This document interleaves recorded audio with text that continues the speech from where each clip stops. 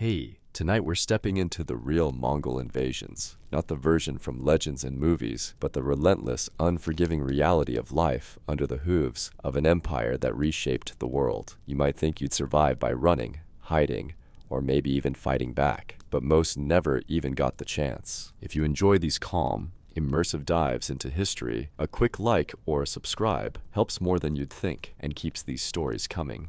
As always, I'd love to know where you're listening from. Drop a comment with your location and the time there. It's always great to see how many corners of the world these stories reach. Now, dim the lights, maybe turn on a fan for that soft background hum, and settle in. Tonight, we're going to explore why you wouldn't survive the Mongol invasions. You do not know it yet, but the world around you is beginning to fall apart.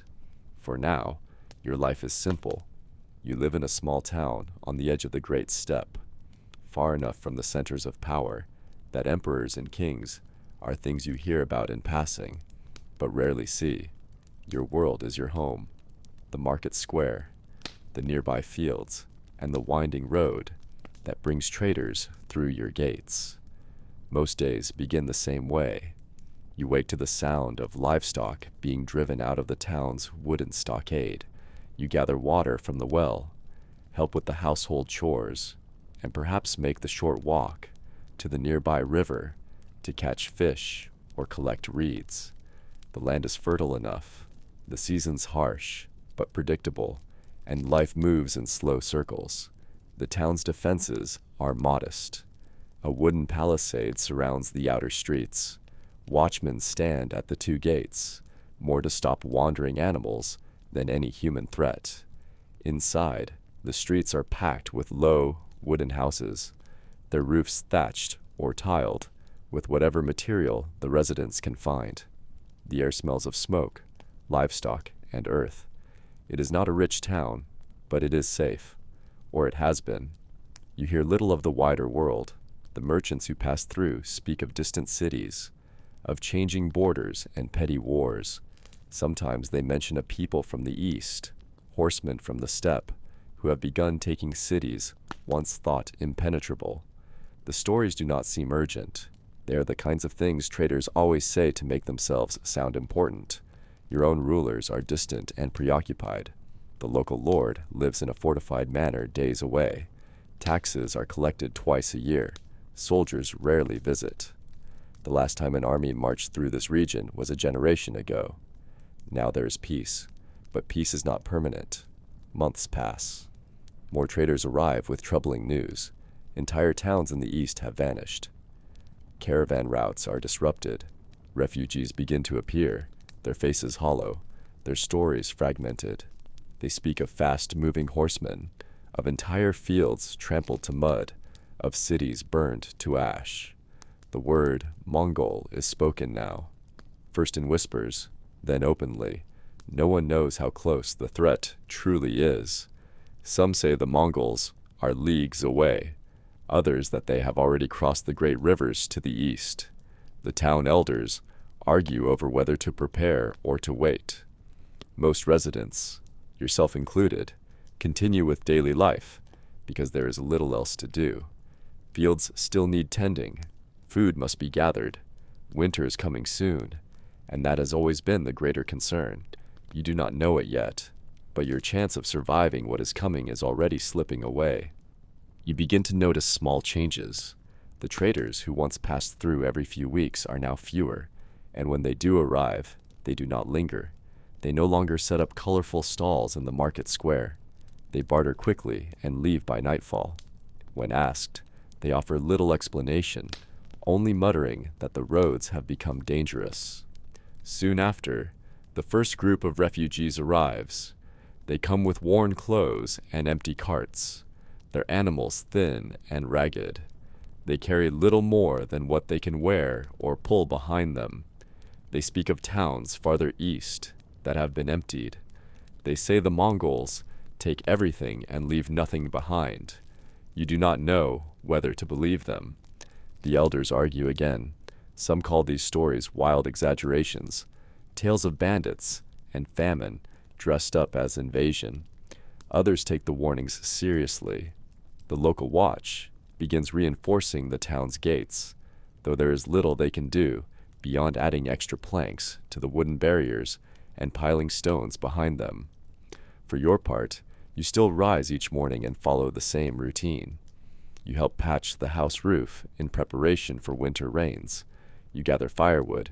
You bring in what food can still be harvested. Life must continue, even as the air grows heavier with uncertainty.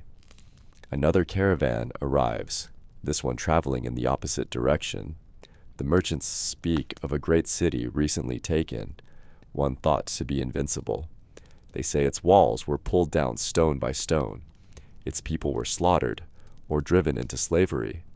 The Mongols used machines to throw boulders and burning oil. The defenders were crushed in days. No rescue came. That night, the town holds a meeting in the square. More guards will be posted. The stockpiles of grain will be moved into a central storehouse. Those with valuables are advised to hide them or bury them outside the walls. The elders insist that everyone stay calm. But the next morning, more families begin packing their belongings. Some leave without saying goodbye, slipping out through the northern gate under cover of darkness.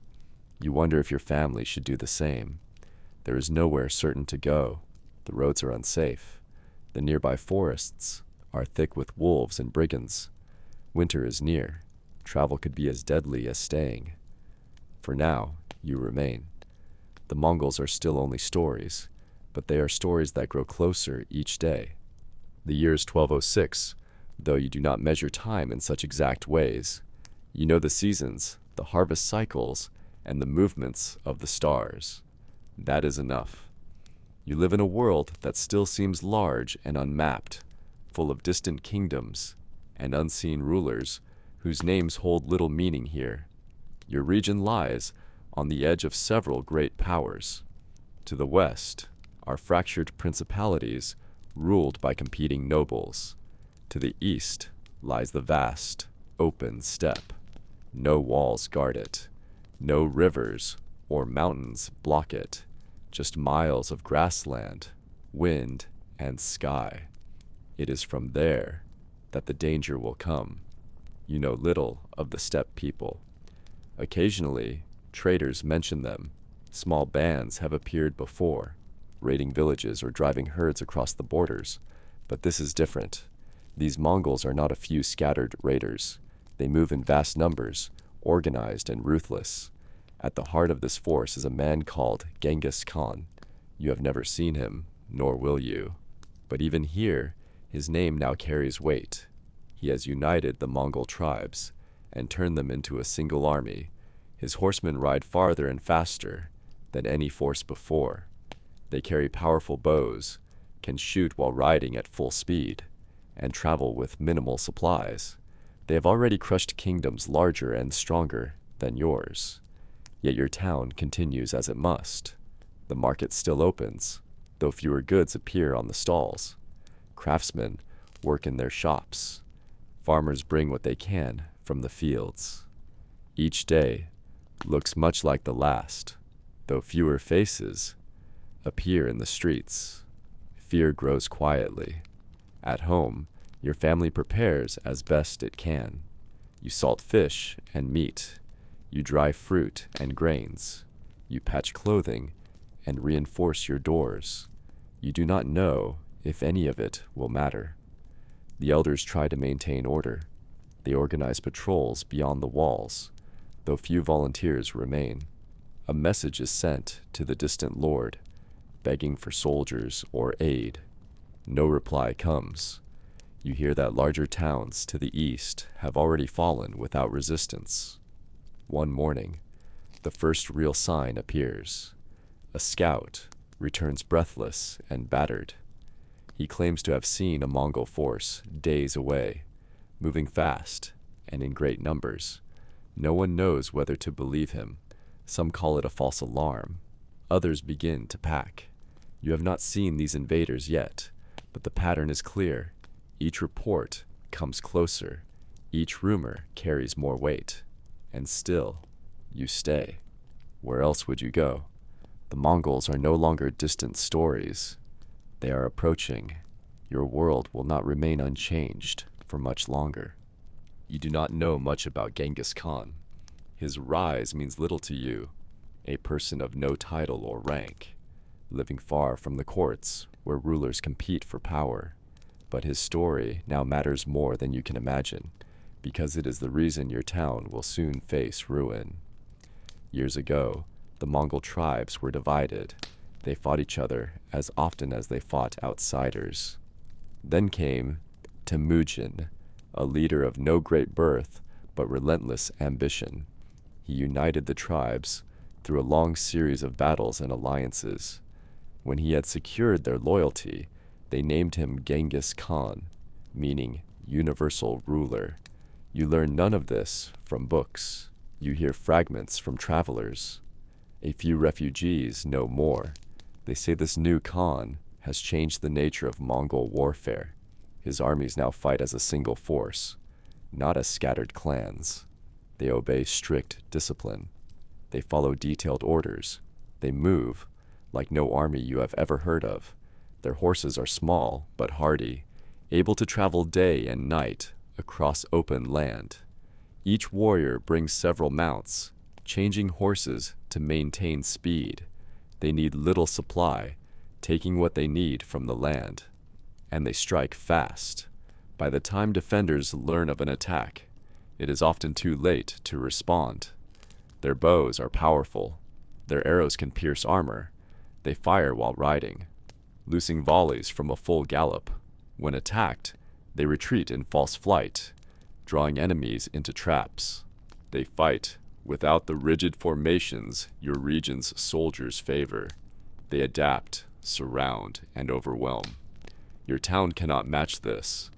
The defenders have simple weapons, spears, short swords, and hunting bows. Most have never faced real combat. The wooden palisade that surrounds your streets was built to deter wolves and bandits, not professional armies. There are no stone walls here, no deep moats, no garrisons of trained knights. Still, the elders hope to resist if needed. They send word again to the Lord. They organize more patrols. They post extra guards at night. They hold drills for the able-bodied men and older boys. Some women and children are sent to relatives in nearby forests, though few believe the trees will offer much protection. Each day, more refugees pass through. Some stop briefly, others hurry on. The stories are the same. Towns burned, rulers executed, populations enslaved or slaughtered. No terms are offered. Those who surrender are sometimes spared, but often killed anyway. Those who resist are shown no mercy. You go about your work. There's nothing else to do. The days are colder now. You help gather more wood, patch the roof again, and check the grain stores. You listen for news, but hear only fragments. No one knows when the Mongols will arrive. Only that they will. And you know now, when they do, there will be no one coming to save you. The Mongols are not a large people. They do not wear gleaming armor or march in tight formations with banners flying. If you saw a single rider pass through your town, you might think little of him. His clothing would be plain, his horse small and stocky, his bow carried in a simple leather case. But one rider is never alone. The Mongols move as a single force, built around families of warriors who have trained since childhood. Every man who rides with them is skilled in war. Every one of them can survive for weeks without outside supply. This is what makes them dangerous in ways no one here truly understands. You learn this gradually, in pieces, from those who pass through your town. The refugees tell of armies appearing seemingly out of nowhere, moving faster than anyone thought possible. They do not rely on roads. They do not need long baggage trains. They travel with herds of livestock to provide fresh meat and milk. Each warrior carries dried food, stringy and tough, but enough to last for days. They fill animal skins with water or milk. They drink blood from their horses if they must. When they approach a target, they strike first at the mind. Fear is their most effective weapon. They spread stories ahead of their advance, stories that are true. Those who hear them often surrender before the first arrow is loosed. Cities that resist are destroyed completely. Survivors are sent ahead to tell others what they have seen. The message is simple: resist and die. But even if your town chose to resist, you would face more than fear. The Mongols are masters of reconnaissance. Their scouts ride ahead in loose bands, gathering information on every town, every road, every river, and pass. They know where you are, how strong your defenses are, how much food you have, and which routes your people might use to flee. You know none of this about them. When the attack begins, it does not begin with a massed charge. First come the archers. They ride in loose formation, surrounding the town and cutting down anyone caught outside.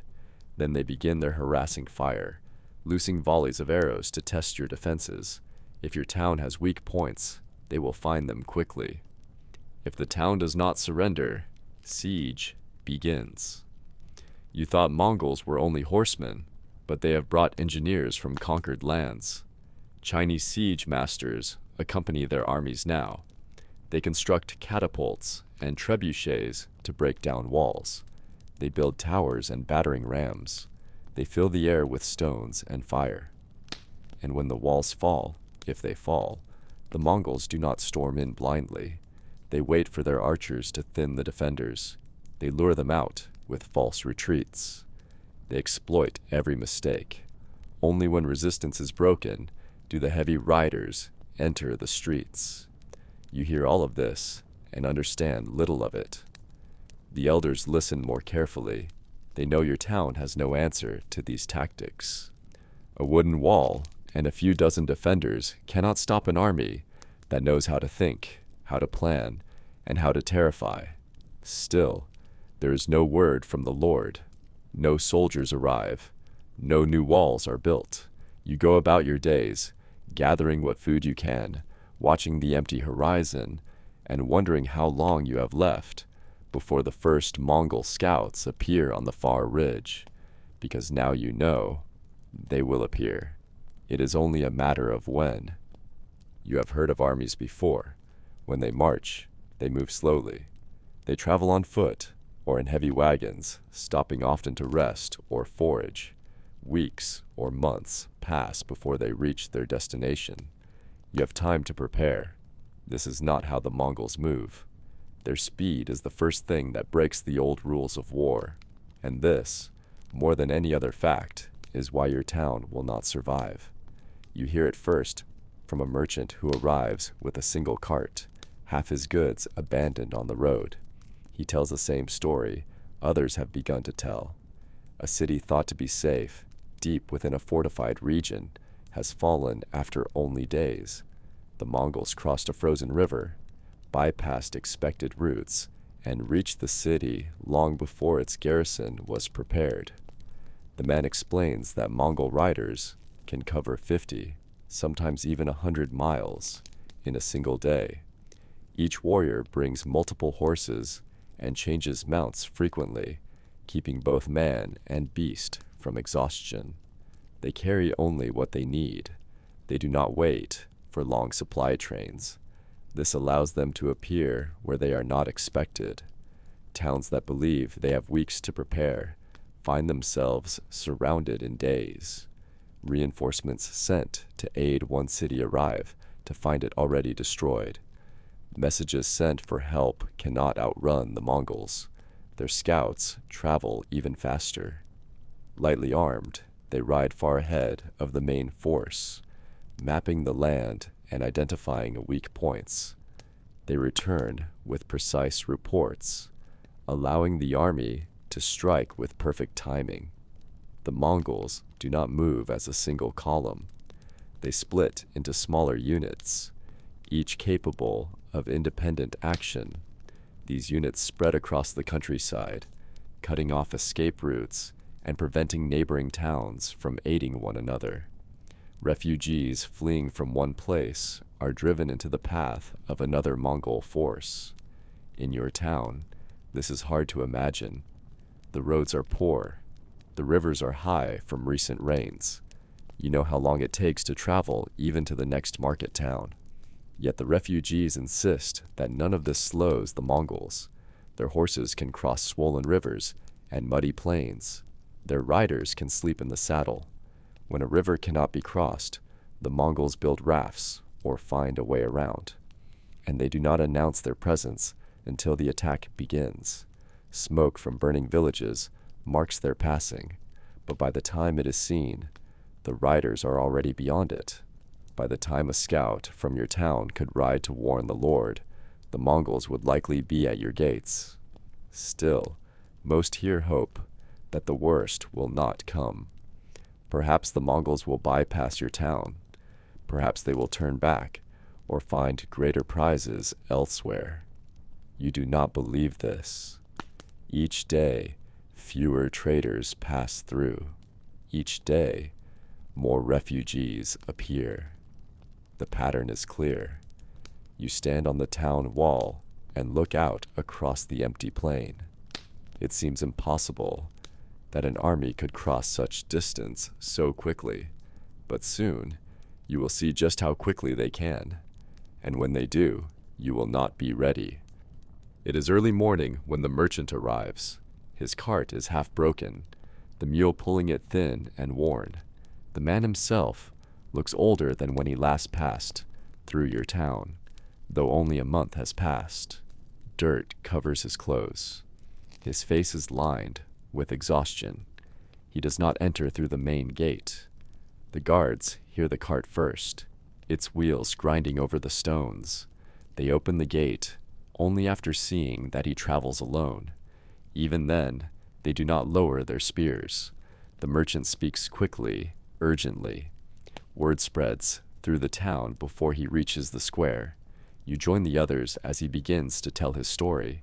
He had traveled east with goods meant for a large city 2 weeks' ride from here, but the city is gone now. The Mongols came in numbers beyond counting. They did not march slowly, as most armies do. They crossed the open steppe in days, bypassing fortifications and fords. The city's defenders never had a chance to organize. The merchant describes what he saw from a nearby hill. The city gates shattered by siege engines, riders pouring through the breaches, smoke rising in thick columns, the air filled with arrows and screams.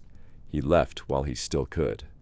On the road west, he passed ruins where villages had stood only days before. Fields trampled, livestock gone, corpses lining the riverbanks, refugees scattered, many dying along the roads from hunger or exposure. Your town listens in silence. Some believe him. Others say he must have mistaken bandits for Mongols. But even they cannot explain the stream of displaced families that has begun to flow past your gates. The merchant's warning is clear. The Mongols are not a distant threat. They are here, in your region, moving with terrifying speed. No town has yet stood against them. Those who surrender are stripped of all goods, their people enslaved or slaughtered. Those who resist are destroyed utterly. You return home unsettled. Your family debates what to do. Your father says you should stay and defend the town. Your uncle argues for leaving while there is still time. Your mother prepares more food for storage and urges you to help. There is no clear choice. The forests to the north are thick, but they offer little food and no true safety. The river to the west is wide, but crossing it with carts and livestock would be slow and dangerous, and no one knows where the Mongols will strike next. The elders meet again. They order the town gates to be reinforced with more timber and stone. Archers are placed on the walls. Barrels of water are prepared in case of fire, but everyone knows these efforts will not hold against a true Mongol assault. That evening, you climb the town wall and look east. The sun sets behind a thin line of smoke on the horizon. No one knows if it comes from a distant fire or the ruins of another town. You do not sleep well that night. The merchant's words repeat in your mind. The Mongols are here, and now there is no doubt. Your town will be next. The town changes after the merchant's warning, not at once, but gradually. Days grow colder. The sun hangs lower in the sky. You wake earlier now, not because you choose to, but because sleep brings little comfort anymore. The elders have ordered preparations to begin in earnest. No one says it aloud, but everyone now accepts what they had once denied. The Mongols are coming. You spend your days on the wall. There is little else to do.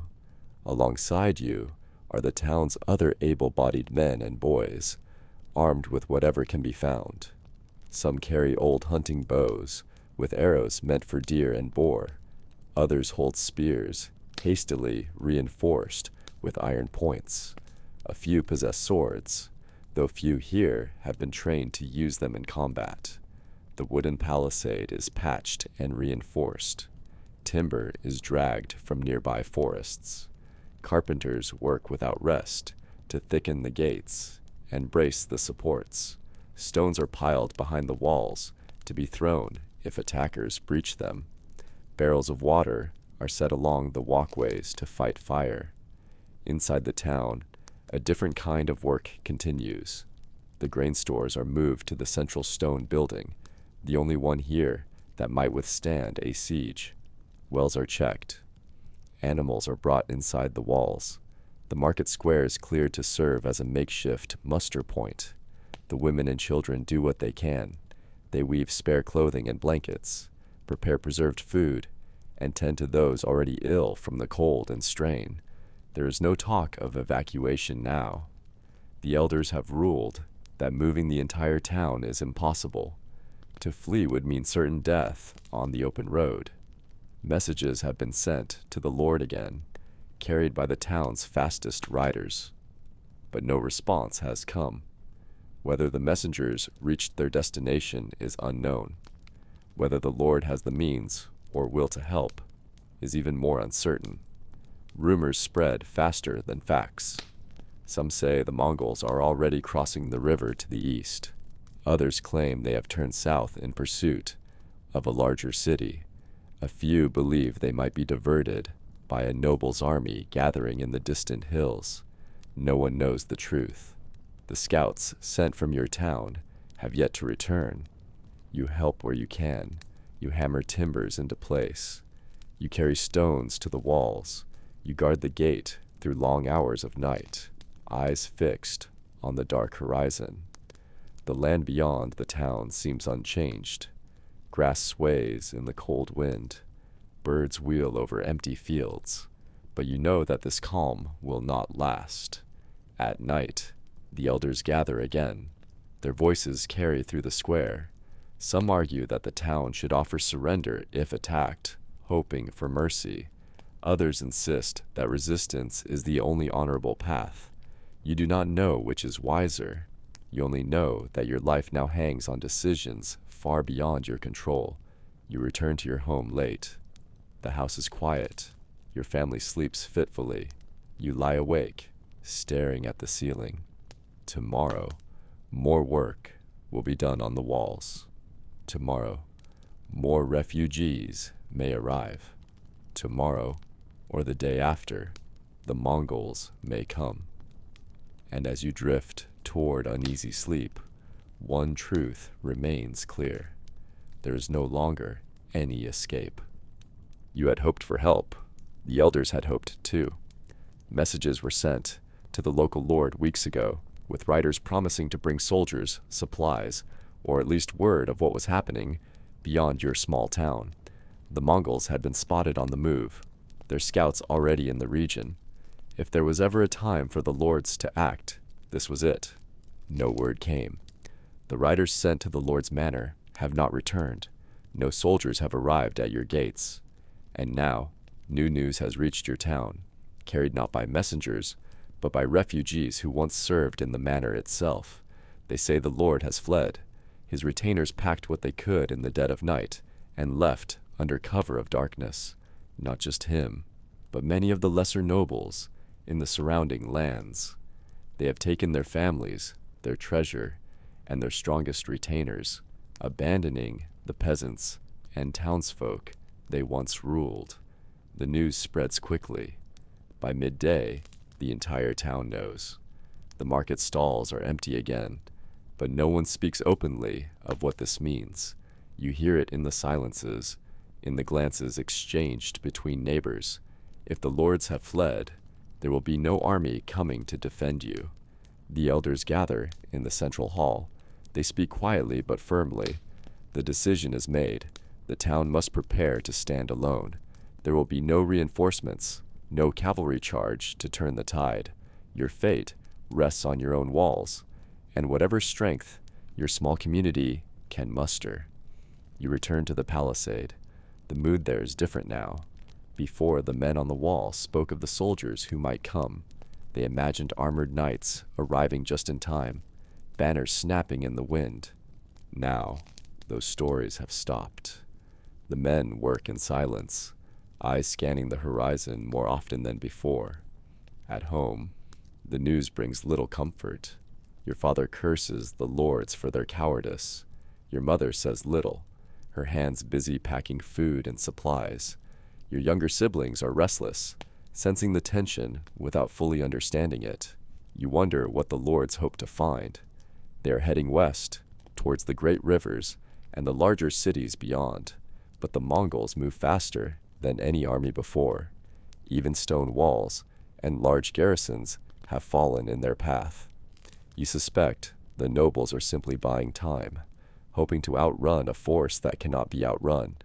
More families begin to speak of fleeing. Some have already left. The elders advise against it. The roads are unsafe. The forests offer no refuge. Winter is coming fast. Better to stay behind strong walls, even if those walls may not hold. You do not know what choice is right. But each day that passes brings the same pattern. More people leave. Fewer supplies remain. The town grows quieter, its courage slowly draining away. And through it all, the Mongols continue to advance. They do not slow. They do not turn aside. The smoke rising on the far horizon is closer now. You see it from the wall each morning. You know the time for choosing is almost gone. The lords have made their choice. They have fled. Now the rest of you must face what comes alone. You wake before dawn now, though no one calls you to do so. The habit has become fixed. Each morning you climb to the palisade and look out across the plain. Each morning you hope for an empty horizon. Each morning that hope fades a little more. Then comes the first real sign. It is a clear day when it happens. The air is cold and still. You are standing your usual watch when the Eastern Guard shouts. You follow his gaze. At first you see nothing, then a flicker of movement, a line of horsemen, distant but approaching fast. The first wave of Mongol scouts has arrived. They do not ride in formation. They move like hunters, fanning out across the land in loose patterns. There are perhaps a dozen of them in sight, but you know this means many more are close behind. These are not raiders seeking loot. They are scouts sent to map your town's defenses, to count your numbers, to learn which roads are still open and which gates are weakest. The town responds quickly. The gates are barred. More men are called to the walls.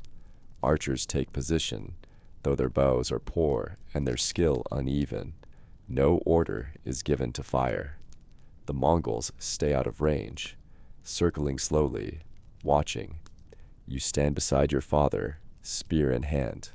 Your heart pounds, but there is no attack, no charge, no volley of arrows. The riders are not here to fight yet. They are here to gather information and to remind you that the larger force is close. For 2 days the scouts return, riding past your walls, testing your nerves. Once, a small band approaches the main gate. One of your town's archers looses an arrow, falling short.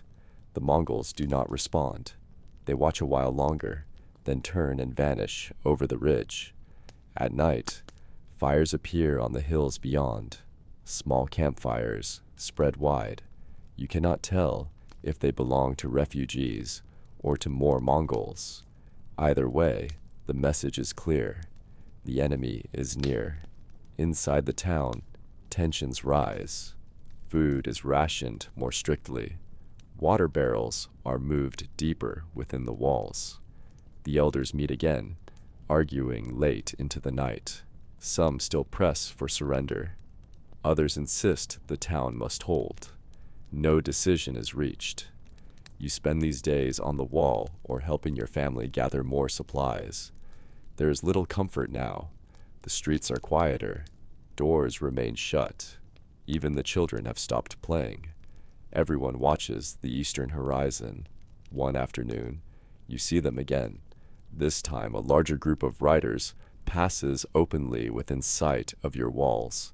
They make no effort to hide. They want you to see them. Their presence alone is a weapon, grinding down your will before the first real blow is struck. Still, there is no attack. Not yet. The Mongols are patient. They will not waste lives on a reckless charge.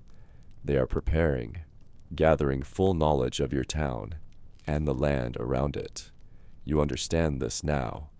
You know what is coming. These are not the last Mongols you will see. They are only the first, and soon their full strength will arrive.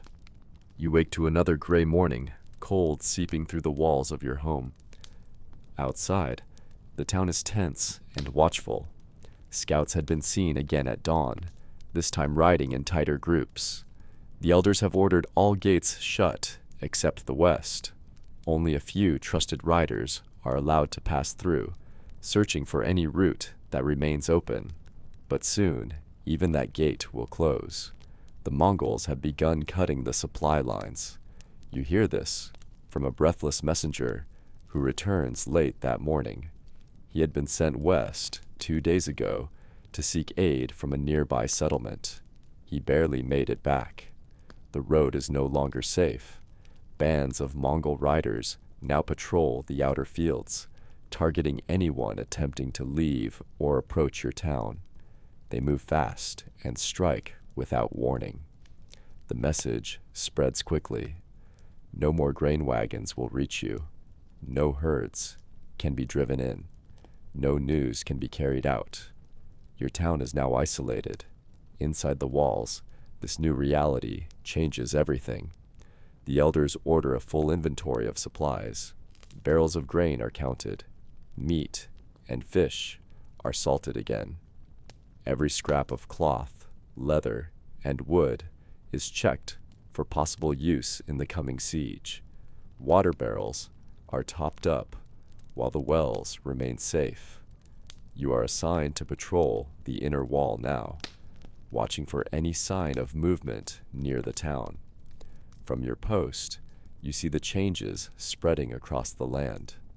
The roads you once traveled freely now lie empty.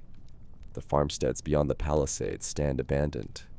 Fields that should be busy with workers lie quiet, trampled in places by unfamiliar hoof prints. Refugees still appear, but fewer each day. Those that do are gaunt and silent, many missing family members. They tell of villages burned, of riders shooting anyone caught on the open road. Some say entire rivers have been blocked with the bodies of those trying to flee. Your father speaks quietly now, helping your family ration what little food remains at home. Your mother burns fewer candles at night. Every small act of conservation matters. Your younger siblings do not understand fully, but they sense that the town is holding its breath. More changes follow. The town's smiths are ordered to produce whatever weapons they can. Old farming tools are reforged into crude spears and axes. Spare leather is cut into makeshift armor. You help carry supplies between workshops and the wall, and through it all, the Mongols remain just out of reach. Scouts appear on distant ridges, their presence constant but unobtrusive. They are not in a hurry. They know that time is now on their side. You understand this too. Without supplies, your town cannot last. The stockpiles might hold for a few weeks, but no longer. The wells could be poisoned. The defenders will tire, and as hunger grows, so will fear. Each night, you stare into the dark and listen for sounds beyond the wall. Each morning, more smoke appears on the horizon. You know the main force is near. The noose is tightening. The Mongols are patient hunters, and now you are their prey. The first sound comes just before dawn. A low, rhythmic thud, distant but steady. You wake quickly. The guards on the wall are already alert. More scouts have been seen, this time closer to the town. But now there is something new. The Mongols are building. By mid-morning, it becomes clear. Through narrow gaps in the eastern palisade, you see strange shapes rising on the hills beyond. Tall wooden frames, unfamiliar to most of your townsfolk, but not to those who have heard stories from the east. The Mongols are assembling siege engines. They bring more than horsemen. They bring engineers taken from conquered lands, craftsmen skilled in the art of breaking walls. You learn this from one of the refugees, an old man who once served in a city that fell months ago. He warns that once the engines are ready, no wall of wood will stand for long. The elders meet again. They consider sending a delegation to offer terms, but no one knows if such an offer would be accepted. The stories suggest otherwise. Those who surrender are often spared at first, only to be enslaved or executed later. Resistance, though certain to fail, might buy time. Work continues on the walls. More timber is added. Baskets of earth are piled behind the gates. But it is clear to all, these efforts are temporary. No wooden palisade can withstand the stones and fire that will soon come. From your place on the eastern wall, you watch as the engines take shape. Large catapults, taller than 2 men, their frames bound with ropes and iron. Smaller engines for hurling clay pots and fire. A few siege towers are visible, though not yet complete. Each day brings new sounds. The steady knock of hammers, the creak of timber under tension, the shouted orders of engineers and soldiers. The Mongols are in no rush. They build carefully, knowing that every hour spent weakens your town's resolve. Inside the walls, the mood grows darker. Supplies dwindle. The rationing becomes stricter. Fights break out in the square over scraps of food. The elders struggle to maintain order. You take your turn at the wall each day. You help carry water and reinforce the walkways. You watch as the enemy prepares your fate in plain sight. It is a strange kind of torture, seeing your doom built piece by piece. At night, fires burn brightly in the Mongol camp. You can hear faint laughter and music carried on the wind. They are not afraid. They know their engines will do the work for them. They know your town is already trapped. You no longer think of victory, only survival. But each day, that hope shrinks. Soon, the stones will fly, the walls will break, and when they do, no one here will be able to stop what follows. For now, you wait, and you listen. The thud of hammers on wood continues without pause. The siege has not yet begun, but its shadow already lies over your town. The days pass with little change, but the tension in your town tightens like a noose. The Mongols do not rush their attack. Instead, they use fear as a weapon, striking at the heart of your resolve before the first arrow flies. Messages arrive, carried by captured riders or refugees released to spread warning. The Mongols demand surrender, offering terms that sound merciful but carry hidden threats. They say those who resist will be destroyed. Those who yield will live as slaves or vassals. The choice seems clear, but no one here trusts such promises. You hear stories from the refugees. One town surrendered only to see their elders executed days later. Another offered tribute, but was burned to the ground when the Mongols decided to make an example. These tales spread quickly, and your people grow more uncertain. The Mongols send patrols closer to your walls each day. They ride along the roads, making deliberate displays of force. Their riders circle your town, their bows ready, their eyes cold. They are not just scouts anymore. They are there to remind you that resistance will cost lives. Inside the town, fear becomes a living thing. Mothers hold their children closer. Men argue bitterly over what to do next. Some urge surrender to save lives. Others insist on fighting to the last breath. The elders are divided, and no consensus is reached. You walk through the empty market square. Stalls are boarded up. The usual sounds of bargaining are gone. Instead, whispers fill the air, voices lowered, as if speaking too loudly might summon disaster. People move quickly, avoiding contact where possible. At night, the Mongol camp lights flicker like stars on the horizon. You listen to the distant sounds of drums and horns, strange to your ears, but effective in stirring unease. Sleep is harder now. Every noise outside the walls makes your heart race. Despite the fear, you continue your duties. You patrol the walls, carry water, check weapons, and help where needed. You remind yourself that survival depends on calm and readiness. Panic will only hasten the end. Still, you know the truth. The Mongols are masters of psychological warfare. They understand that breaking a town's will is easier than breaking its walls. Every demand, every patrol, every story of destruction is designed to weaken you. And it works. The town feels smaller, as if the walls themselves are closing in. Trust between neighbors begins to fade. Families keep secrets. Old friends argue over what must be done.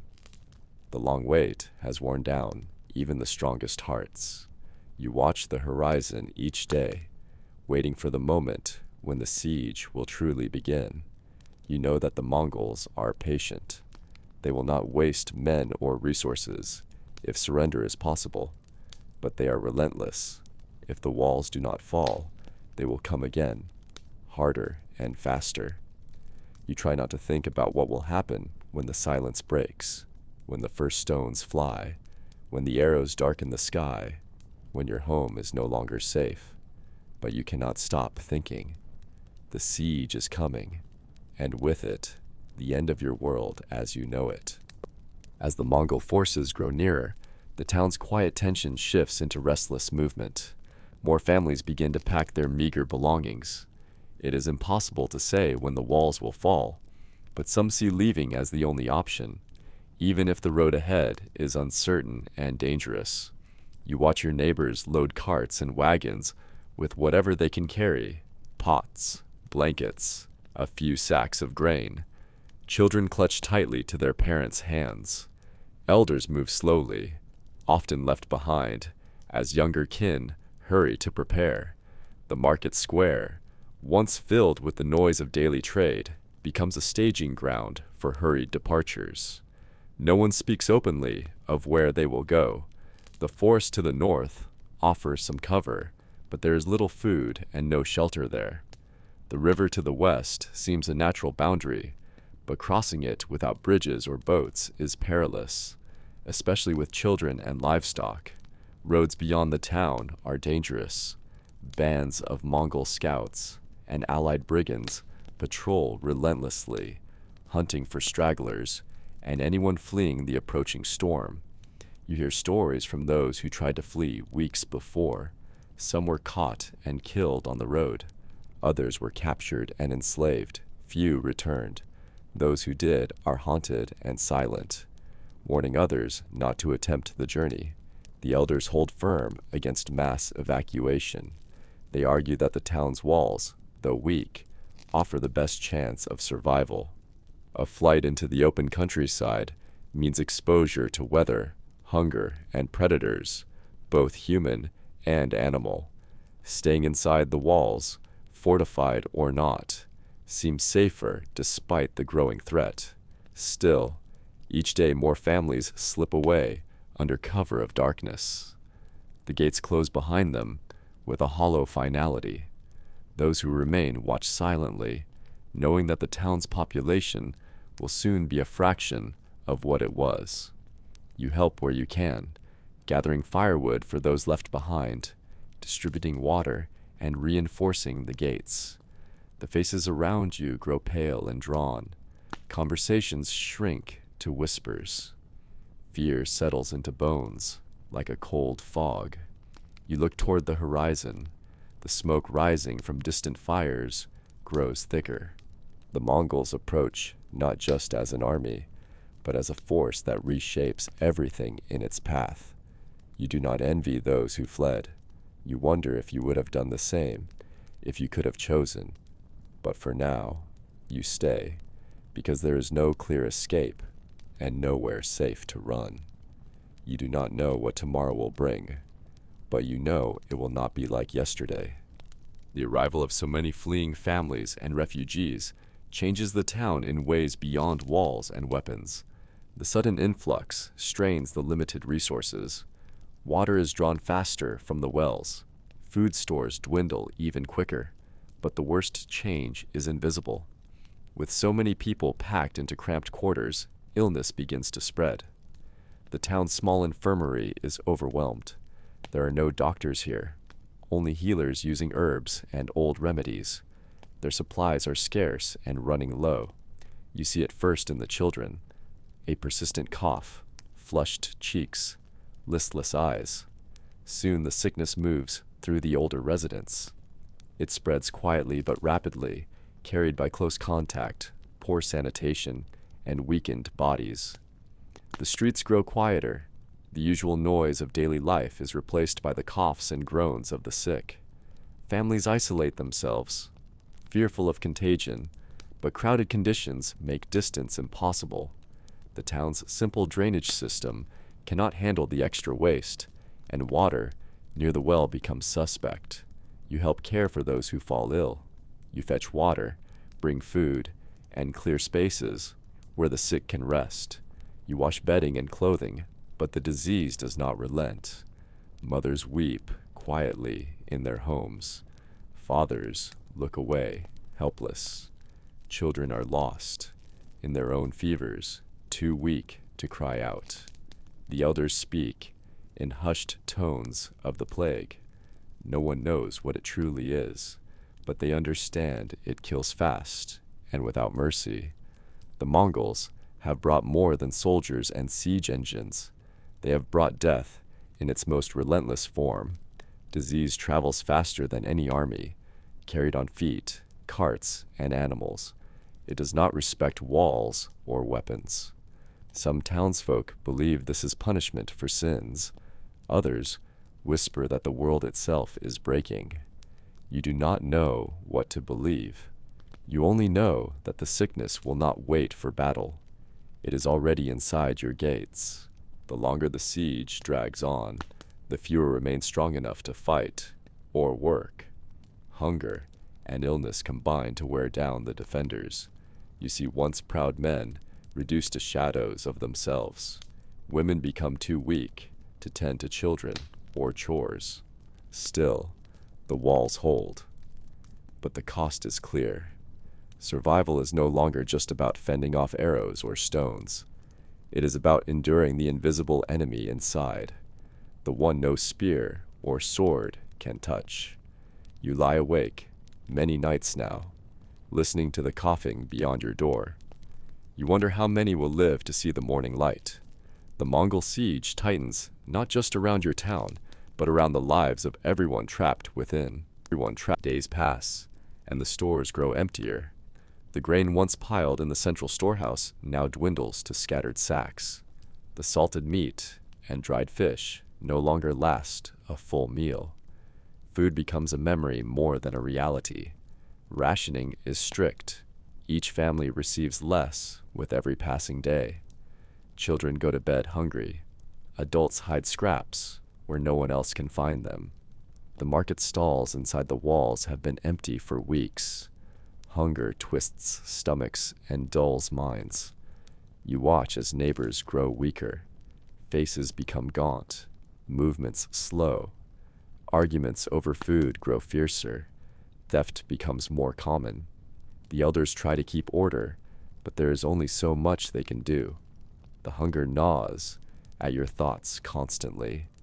You dream of meals you can no longer have. Fresh bread, ripe fruit, cooked meat. These dreams fade quickly, replaced by the ache in your belly. Some try to hunt or forage beyond the walls under cover of night. Few return. Wolves and Mongol patrols make the forests and fields deadly. The river offers little solace. Fish are scarce, and crossing it without being seen is impossible. The weak fall ill more easily now. Your family loses members to sickness and exhaustion. The youngest children cry more often, their tiny bodies too frail to fight. Mothers rock them quietly, knowing their efforts may be in vain. You try to help where you can. You share what little food remains. You carry water. You help build fires and keep spirits up. But the shadow of starvation is long and cold. You cannot remember the last time you felt full. The town feels hollow. People talk less. Hope fades into silence. And outside the walls, the Mongol camp grows. The engines of war are ready. The riders wait patiently. Soon, the hunger inside your town will meet the fury outside. As hunger gnaws deeper, the fragile calm inside the walls begins to crack. Whispers of discontent swell into open arguments. People grow desperate, and desperation breeds conflict. Food is scarce, and every crumb becomes precious. Families guard their rations jealously. Neighbors watch one another with suspicion, eyes flicking to any unattended baskets or stores. Trust dissolves like mist in the morning sun. The elders try to maintain order, but their voices are weak against rising tension. A quarrel breaks out in the market square over a stolen loaf of bread. Voices rise, accusations fly. What began as angry words soon spills into shoves and then blows. The watchmen intervene, but they are few and tired. The scuffles spread quickly. Groups form, each claiming right to what little they have. Some attack perceived hoarders. Others defend themselves with crude weapons fashioned from farming tools. Inside your home, the noise drifts through the walls. You hear shouting and the clash of makeshift clubs. The town you knew, the place where neighbors once shared meals and helped one another, fragments into suspicion and violence. Families barricade their doors. Mothers hold children close.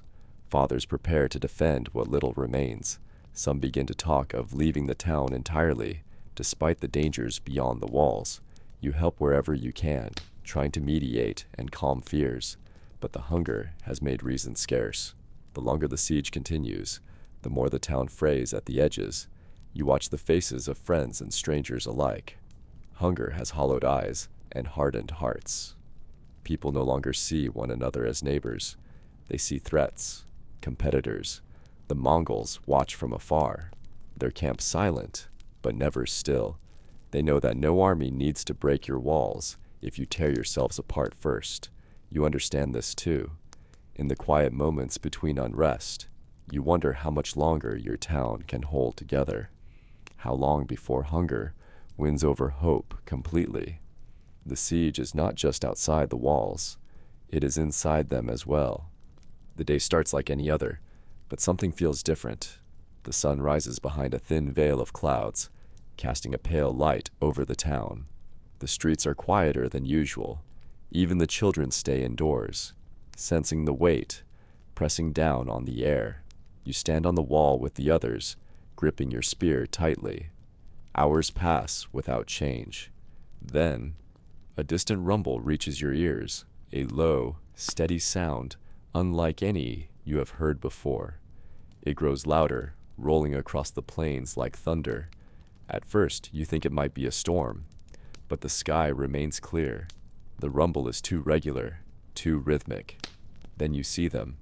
Thousands of horses, hooves pounding in unison, riders clad in simple but effective gear, moving with terrifying coordination. The Mongol army is coming. They do not ride directly at the gates. Instead, the forces spread out in a wide arc, surrounding the town.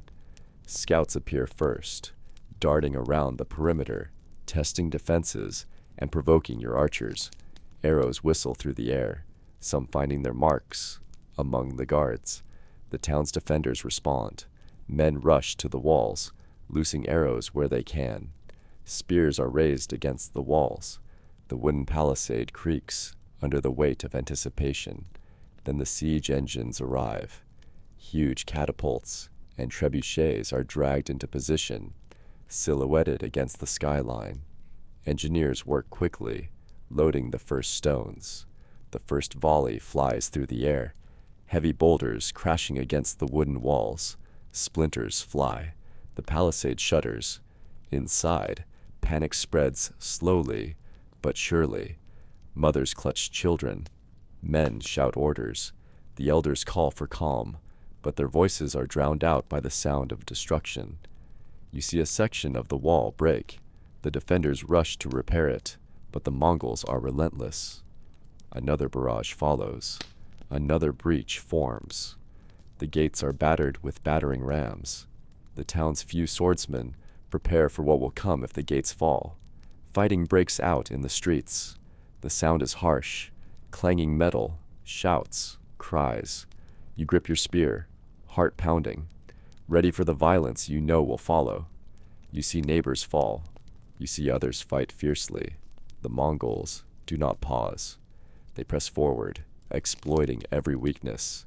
Some try to flee, but the town is surrounded. Escape is impossible. Hours feel like days. The sun sinks lower. The town's walls are shattered in places, and the Mongols begin to pour inside. You know the stories of what comes next. The slaughter, the enslavement, the destruction. But in this moment, all you feel is the cold grip of fear and the pounding of hooves. The Mongol siege is no longer a threat from afar. It is here, and your chance of survival grows smaller with every passing second. The moment the siege engines fall silent, another sound rises, a storm of arrows. You cannot count them. They fill the sky like dark clouds, falling relentlessly on the town below. From your place on the wall, you see the archers gather on the ridges beyond the palisade, mounted on small horses. They shoot as they ride, their bows taut and deadly. They circle the town in wide arcs, never pausing, never breaking their rhythm. The arrows strike wooden beams and stone, shattering shields and splintering walls. They find gaps in the defenders' ranks. Men fall, clutching wounds, blood darkening their clothes. Some scream, others go silent, collapsing without sound. Inside the town, panic grows. Those who can duck behind walls or barricades do so. Others try to find shelter wherever they can. The children cry. The elderly clutch what little they have. You raise your own bow and try to return fire, but your arrows are fewer, your aim less sure. The Mongol archers have trained for this. They shoot quickly and accurately, firing hundreds of arrows in minutes. The rain of arrows seems endless. Each volley tests your defenses, weakening them step by step. The palisade shakes under the constant assault. Watchmen fall silent where they stood. You hear the commands shouted by Mongol officers. Their riders are disciplined, coordinated. They ride in small groups, covering one another, keeping constant pressure on the walls. The defenders try to hold their ground. You see men hand out fresh arrows, encourage the wounded, patch holes in the walls. But the tide is against you. Some archers on your side begin to falter, lowering their bows, backing away to tend to wounds. Others shout orders to keep firing. The battle of arrows is not just physical, it is a battle of will. You think of the families behind you, huddled in homes or cellars. You think of the refugees, the sick, the starving. You think of the future you once imagined. All of it seems so far away now. The Mongol archers keep riding, keep firing, and slowly, the walls begin to weaken. The wooden walls, once standing tall and proud, begin to crumble under the relentless assault. It starts with a crash. Massive stones, hurled by the Mongol trebuchets, strike the palisade, splintering beams like dry twigs. Dust rises into the cold air, settling over the terrified town like a shroud. You are on the eastern wall when it happens. A deafening crack splits the silence as a huge section of the palisade gives way. For a moment, time slows. Men shout warnings, scrambling to hold back the destruction, but the breach is too large, too sudden. The walls that were your shield have become your greatest vulnerability. Smoke billows from fires set by flaming arrows. The smell of burnt wood fills your nostrils. You see your neighbors pushing heavy timbers and carts in a desperate attempt to block the gap. The elders scream orders, their faces pale with fear and frustration, but no one is fooled. This is only the beginning. Beyond the broken wall, horsemen pour in like water spilling through a dam. The Mongol riders flood through the breach, their bows raised, arrows nocked, eyes cold and calculating. They spread quickly, moving with terrifying coordination. Their horses crash through wooden carts and fences, trampling anything in their path. The defenders rush to plug the gap. You grab a spear, shoulder pressed against a neighbor's back, ready to meet the oncoming tide. The clash is sudden and brutal. Steel meets steel, wood splinters, and the cries of battle echo through the narrow streets. You see men fall. Others fight fiercely. Your arms ache from parrying blows and pushing against the surge of enemies. The smell of blood and sweat fills the air. The world narrows to the tight space where survival depends on every thrust, every parry. Inside the town, chaos spreads. People run for cover or try to escape through side streets. Fires rage in houses near the breach, smoke curling up in thick black columns. Screams rise from every corner. The Mongols move methodically, cutting down resistors, taking prisoners, enslaving some, killing others without mercy. The wooden palisade cannot hold. It was never built to withstand such an assault. The defenders are overwhelmed, pushed back, forced into desperate skirmishes. The sound of hooves pounding on cobblestones mixes with the clash of weapons and cries of the dying. You catch a glimpse of the town's elders, retreating toward the central square. Their faces are grim, their hands clutching weapons they barely know how to use. You realize the fight is shifting, no longer a defense of walls, but a desperate attempt to hold ground in the streets themselves. The Mongols do not relent. They press forward, relentless, well-coordinated, striking with deadly precision. Your neighbors fall beside you, their bodies crumpling silently. There is no time to mourn, only the next fight, the next breath. The battle is not just for survival, it is for the soul of the town itself. The breach in the palisade turns the quiet town into a battlefield. The narrow streets offer no refuge. You find yourself pushed into alleyways, fighting not for land, but for every inch of space. The air thickens with smoke, dust, and the metallic scent of blood. Mongol warriors move swiftly through the town's maze, their arrows replaced by swords and spears. Their tactics change from ranged harassment to brutal, close combat. They fight with experience born of decades on the steppe, every strike measured, every movement purposeful. The defenders are fewer, less prepared. Many wield farming tools repurposed for war, axes, pitchforks, even flails made from chains and weights. Training means little here. Desperation drives every blow. You witness neighbors fall one after another, some screaming, others silent. The cries echo off the stone walls, mixing with the clash of weapons and the thunder of hooves on cobblestones. The town you knew is gone, replaced by chaos and carnage. Inside a small courtyard, you face a Mongol rider whose eyes show no hesitation. The clash is fierce. Your spear snaps against his sword. You dodge a quick strike and jab at his side, but he parries and counters. The fight is fast, brutal, and unforgiving. Nearby, children scream and run blindly, chased by soldiers or trapped behind collapsing buildings. Mothers scream for them to hide, their voices breaking with fear. The street narrows. You turn a corner and find a pile of bodies, defenders and attackers alike, mangled and broken. There is no honor here, only survival. The Mongols fight to kill or capture. Their purpose is clear: take the town swiftly, leave nothing but obedience behind. They show no mercy for resistance. Prisoners are bound and led away. Others are executed where they stand. You feel your strength fading. Every breath burns. Your limbs ache. Yet retreat is impossible. The town is surrounded, the gates lost. In the chaos, you catch sight of the town elders. Some fall in battle. Others flee deeper into the ruins. The hope that held the town together dissolves with each passing hour. The Mongols control the streets now. Their banners flutter above broken roofs. Fires burn unchecked. The silence that follows battle is heavy and final.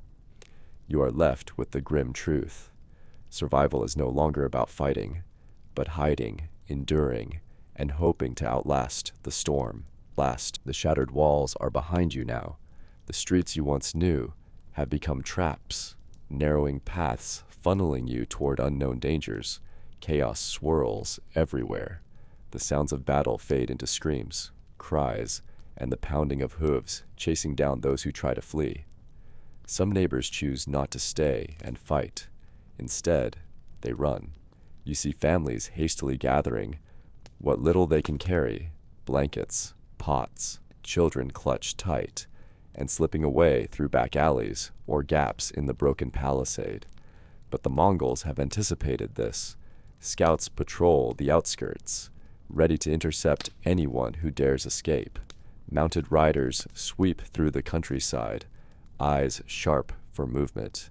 Refugees caught outside the walls are rarely given mercy. Horses thunder down dusty roads. Arrows fly fast and true. The open fields offer no cover. You witness a small group trying to slip past a ridge under the cover of twilight. They move silently, their shadows long and flickering in the fading light. Suddenly, the sharp whistle of a horn breaks the silence. Mongol riders emerge from the brush, closing in rapidly. The group scatters in panic. Some are caught. Others vanish into the dark woods. The cries of the captured haunt you. The Mongols are quick, efficient, and merciless. Prisoners are bound and marched away, destined for lives of slavery or worse. The lucky ones live long enough to see the grim reality that awaits. At night, you hear distant screams and fires burning in the forests surrounding the town. The Mongols burn what they cannot hold, leaving nothing to aid survivors.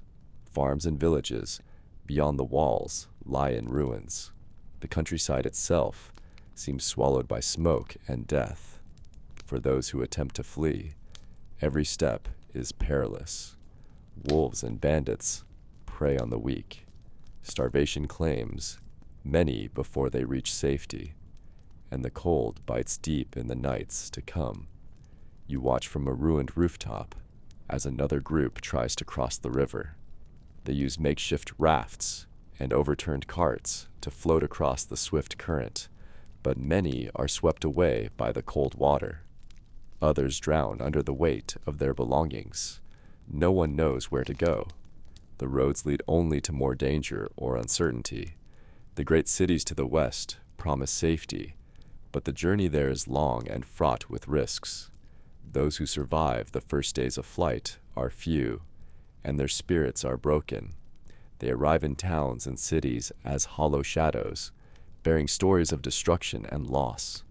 You realize that escape is not freedom.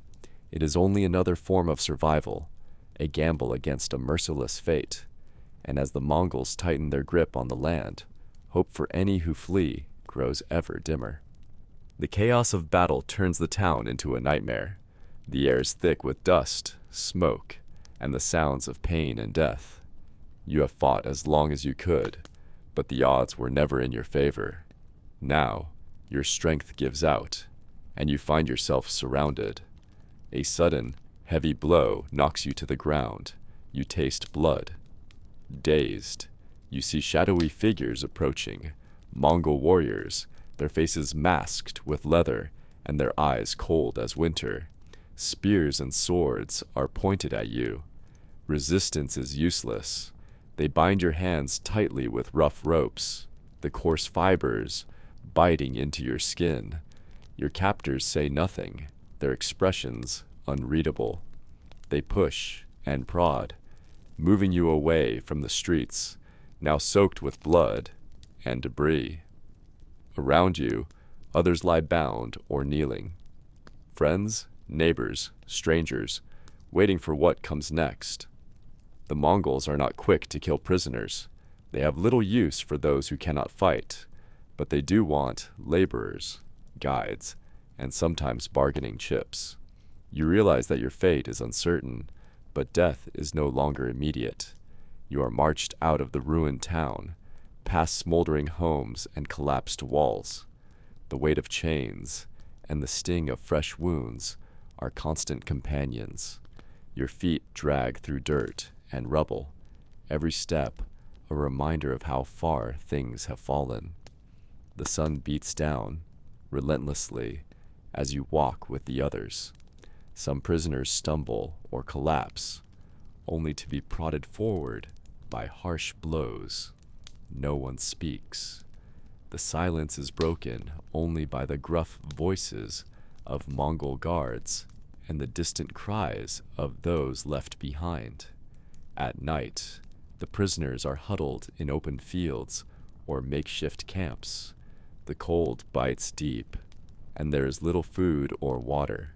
You watch the faces around you, gaunt and hollow, reflecting your own fear and exhaustion. Some whisper prayers or memories of better days.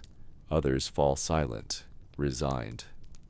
Over days, weeks, or sometimes months, prisoners are sorted. Strong young men may be trained as soldiers or scouts.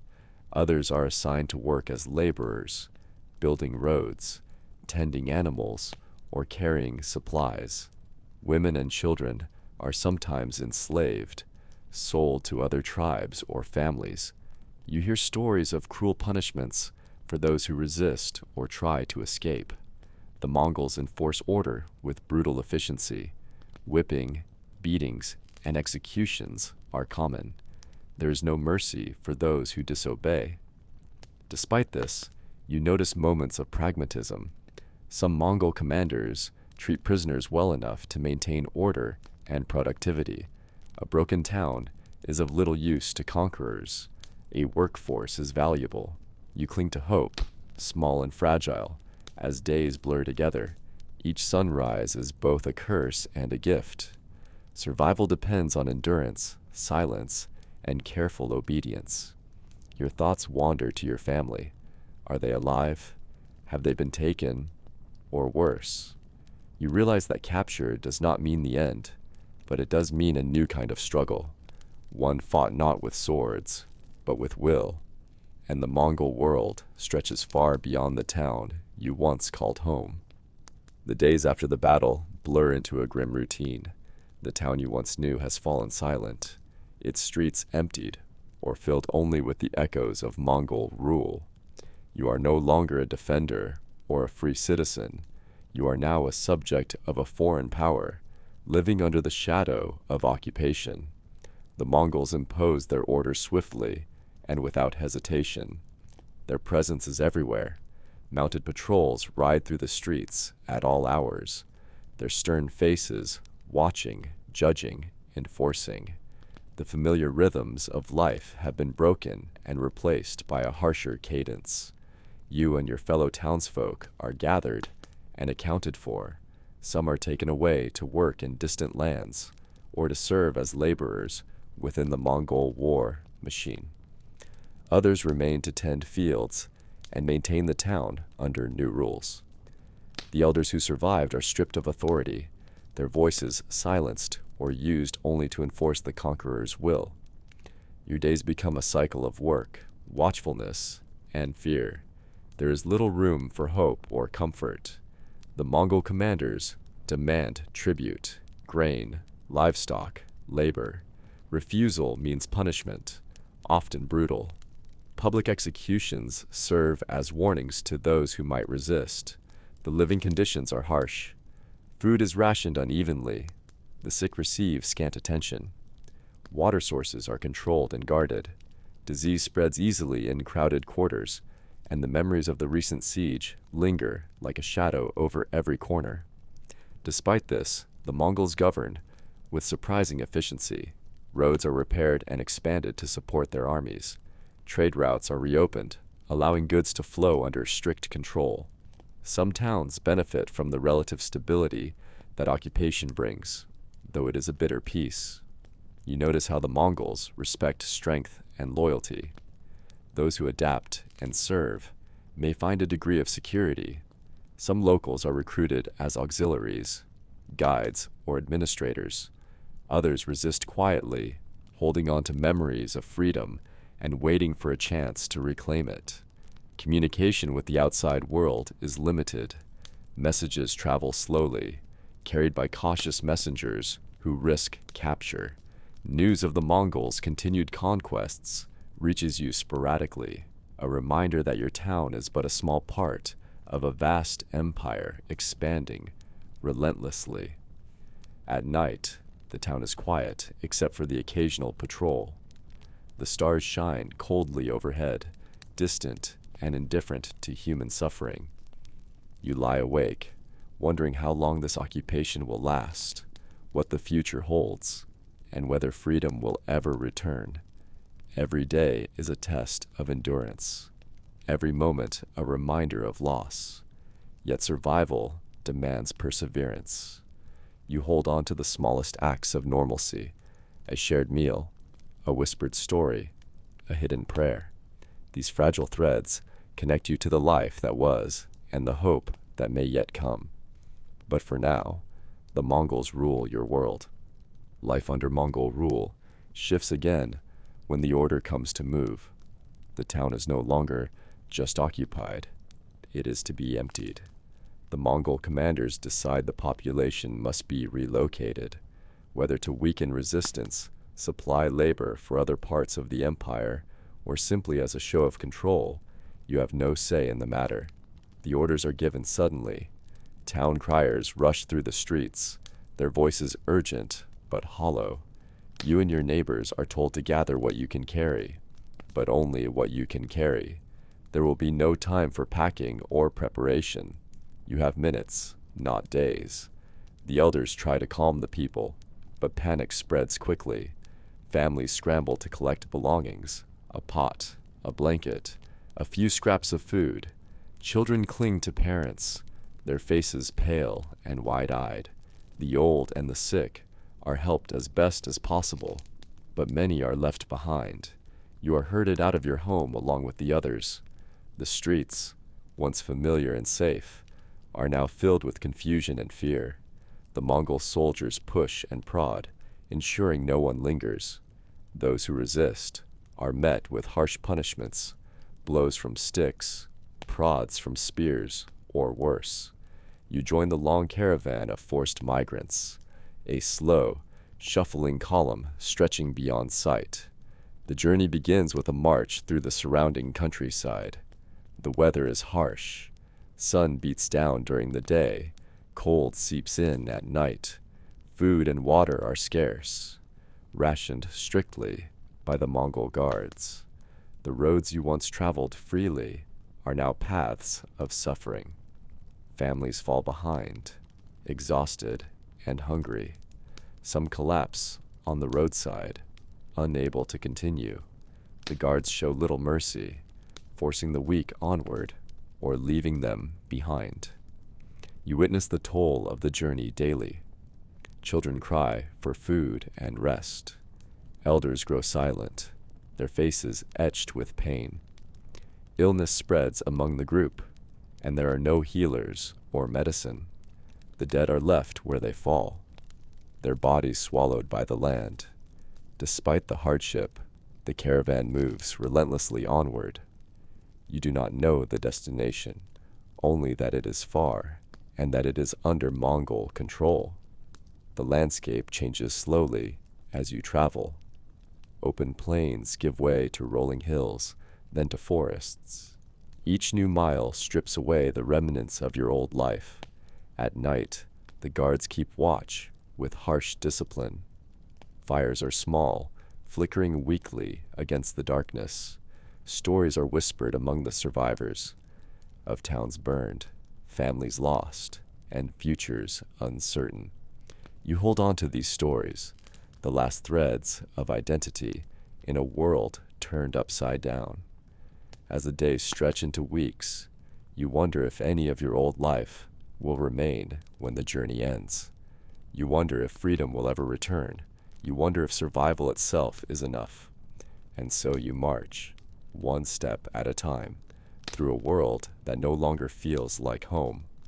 The Mongol rule is swift, but it is also ruthless. Their laws are simple, their punishments brutal. You quickly learn that any sign of disobedience, hesitation, or dissent is met with immediate consequences. The word justice under Mongol occupation means something far removed from fairness or mercy. The town, once alive with voices and movement, has grown quiet under the weight of fear. Guards patrol relentlessly, watching, listening, waiting for any sign of trouble. Their eyes are sharp, their discipline harsh. They enforce the Khan's orders without question. A man is caught stealing grain. The punishment is swift. He is dragged to the central square, where the elders once met, now a place for public example. The executioner's blade is sharp and fast.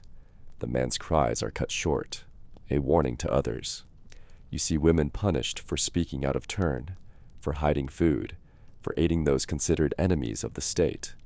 They are whipped, sometimes publicly, sometimes in the shadowed alleys where no one dares to intervene.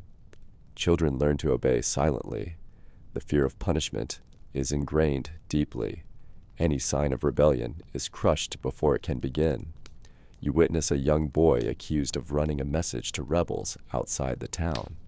His parents plead for mercy, but the guards show none. The boy is beaten before the town's eyes. His silence breaks the spirits of many. The elders, once figures of authority, are now instruments of Mongol rule. Some collaborate, hoping to spare their people greater suffering.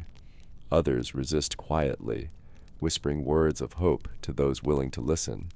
Punishments extend beyond individuals. Entire families may be punished for the actions of one member.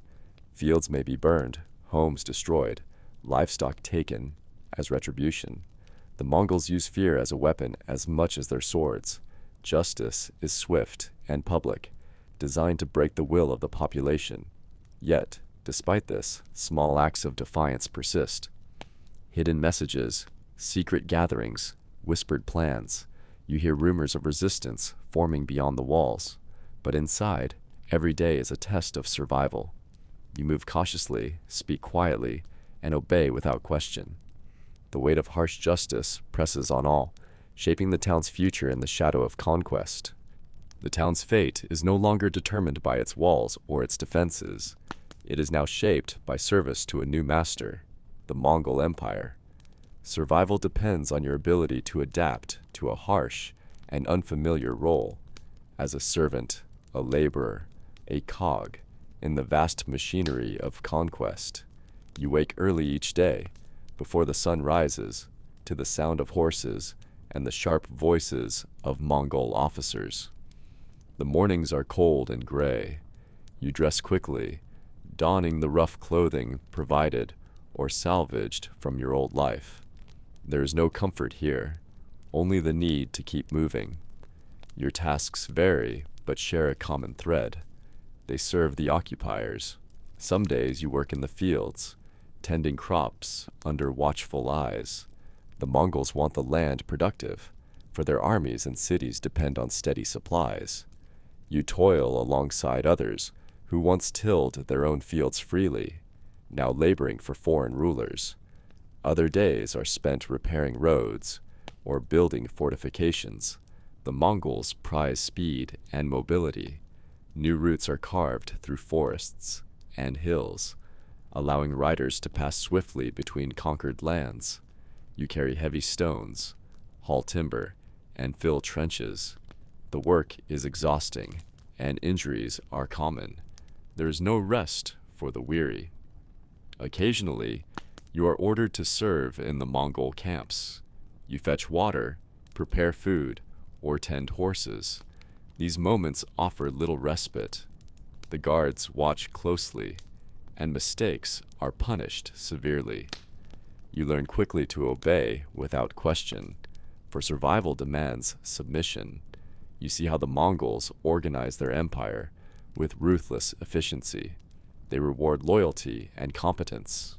Some locals rise to positions of minor authority, overseeing others or managing supplies. These roles offer slight privileges, but come with heavy burdens and suspicion. In the markets that reopen under Mongol rule, you witness goods from distant lands, silks, spices, metals. The empire's reach is vast, stretching from China to Europe. Trade flows along the famous Silk Road, now patrolled and protected by Mongol soldiers. But these riches are not for you. Your place is in the dust and labor, not the marketplaces. Despite the hardships, life continues in small ways. People marry, children are born, traditions persist quietly in hidden corners. You hold on to these moments, fragile threads of normality amidst upheaval. But every day is a reminder of loss. The land you knew, the freedom you cherished, the community that once was, all have been changed or taken. The Mongols are no longer invaders. They are rulers. You learn to navigate this new world with care. To survive is to serve. To resist openly is to die. You carry the weight of this reality with silent resignation. The town you once called home is now a small thread, woven into a vast tapestry, the Mongol Empire. It stretches farther than any empire before it, a sprawling network of conquered lands, peoples, and cultures, all under the rule of one relentless force. From the steppes of Mongolia, where the horsemen first united under Genghis Khan, the empire has spread like wildfire. Mountains, deserts, forests, and rivers no longer mark borders, but obstacles to be overcome by swift riders and ruthless strategy. Your town's capture is but a single event in this vast story. You hear tales from passing travelers, refugees, and Mongol soldiers themselves about far-off cities taken by storm. Baghdad, Samarkand, Kiev. Each name carries weight, a reminder that no place is beyond the Khan's reach. The Mongols govern with a mixture of strict control and practical tolerance. Local rulers who swear loyalty may remain in place, collecting taxes and keeping order. Others are replaced by Mongol administrators or trusted allies. This system is designed to maintain stability while extracting maximum wealth and resources.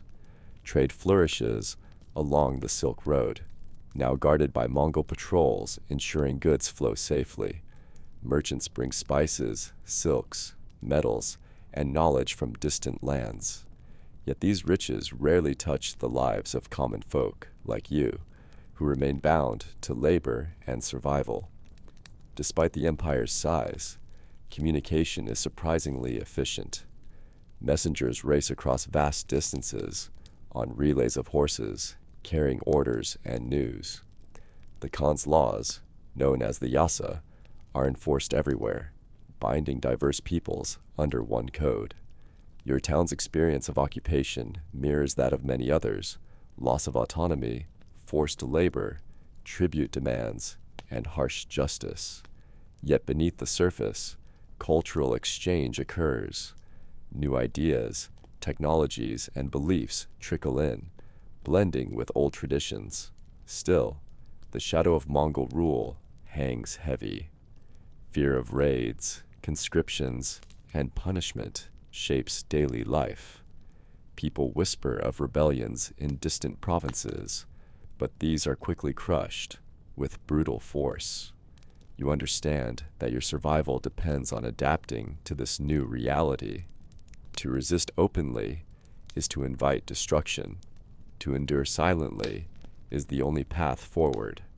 As you look beyond the town's walls, you see not just a conquered place, but a piece of a vast empire whose influence will shape the world for centuries. Your story is one of many small lives caught in the sweep of history's great forces. The Mongol Empire stretches across vast lands, but its reach is not limited by distance or geography. No town, village, or city is truly safe. You learn this harsh truth as stories from across the empire reach your ears: tales of destruction, conquest, and the relentless advance of the Khan's armies. No place is exempt. Even the largest, most fortified cities fall when the Mongols set their sights upon them. Walls that once stood as symbols of power and security crumble beneath the relentless siege engines and waves of horsemen. Armies raised to defend these places are scattered or slaughtered, often before they fully assemble. You hear of rulers who try to negotiate or pay tribute, hoping to buy peace. Sometimes these efforts buy a reprieve, but often they only delay the inevitable. The Mongols are pragmatic but ruthless. If they believe a city cannot be held or used, they destroy it completely, leaving nothing behind. The empire's policy of terror serves as both a weapon and a warning. News of towns razed and populations enslaved spreads quickly, spreading fear faster than the armies themselves. This psychological warfare ensures many surrender without a fight, saving Mongol lives and resources.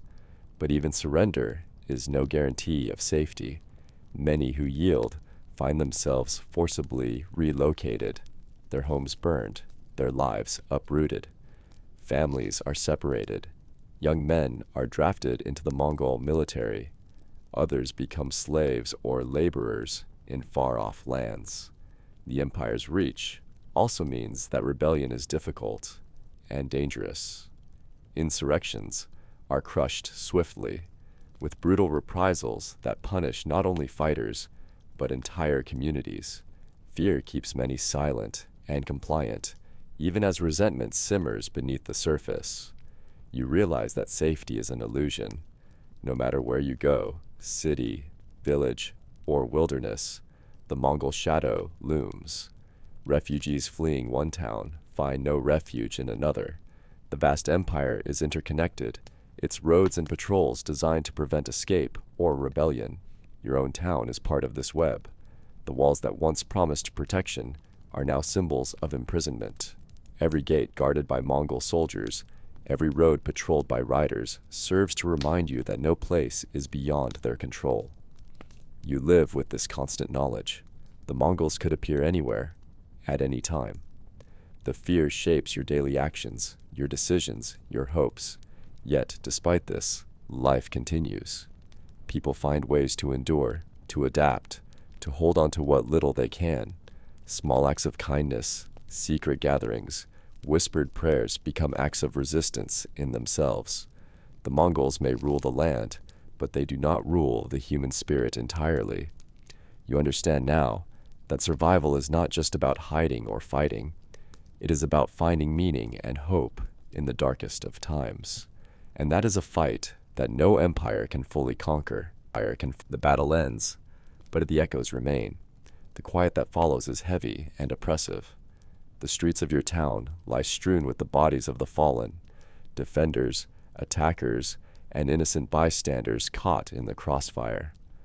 Blood stains the earth, mingling with broken wood and shattered stone. Survivors move like shadows, their faces pale and drawn. Some tend the wounded, though supplies are scarce and knowledge limited. Others search for loved ones, calling names into the silence. Many find only emptiness. The town you knew is no more. Homes lie in ruins, shops and workshops destroyed or looted. Fires continue to smolder in places, sending thin columns of smoke into the gray sky. The market square, once a place of life and commerce, is now a graveyard of hopes and memories. You see neighbors who once laughed and shared meals now broken by loss. Children wander aimlessly, too young to understand, but old enough to feel the absence. The elderly sit quietly, their eyes fixed on the devastation around them. The Mongols move efficiently through the aftermath. Soldiers gather prisoners, separate the able-bodied from the weak. Those fit for labor are taken to serve the empire in distant lands. Others are executed where they stand or sold into slavery. Fields are burned to prevent rebel crops. Wells are guarded to control water. The Mongols leave no chance for recovery, ensuring the town remains a subdued reminder of conquest. Your own fate is uncertain. You walk through the ruins, each step a reminder of what was lost. You wonder how many others survived, how many will rebuild, or if rebuilding is even possible. The silence of the dead weighs heavily. The town's spirit, once strong, feels shattered, but somewhere beneath the ruins, a flicker of resilience remains. You hear stories from distant places. Some towns rise again, slowly, painfully. Others vanish entirely, swallowed by time and war. You understand that the aftermath is not just a pause, but the beginning of a new struggle. Survival is no longer just against armies, but against despair and loss.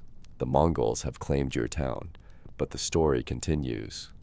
In the wake of conquest, a new reality emerges for many survivors. Among the captured and subdued, some find themselves drawn or forced into the ranks of the Mongol army.